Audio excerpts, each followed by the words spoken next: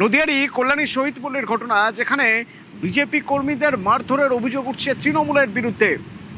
3 জন BJP কর্মী তারা আহত নদিয়ার কল্যাণী শহীদপল্লীতে, এবং এই ঘটনার পর বিজেপি থানায় বিক্ষোভ দেখায়, অভিযোগ জানায়, এবং বিজেপির অভিযোগে একজন আটক। যদিও বিজেপিকে মারধরের অভিযোগ অস্বীকার করছে তৃণমূল।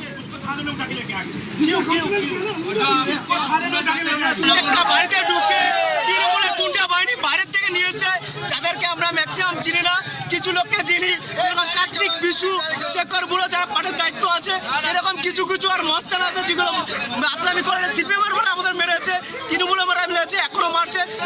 বিশু, কার্তিক আমাদের পাড়ার পুরো সন্ত্রাসবাসী, তারাই মেরেছে আমাদের নিয়ে। আগামী 29 তারিখ গণতন্ত্রের উৎসব।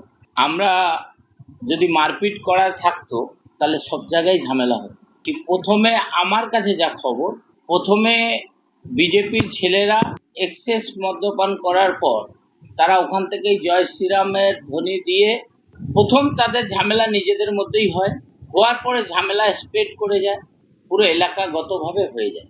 তারা এখন গন্ডগোল করার তাদের পলিসি।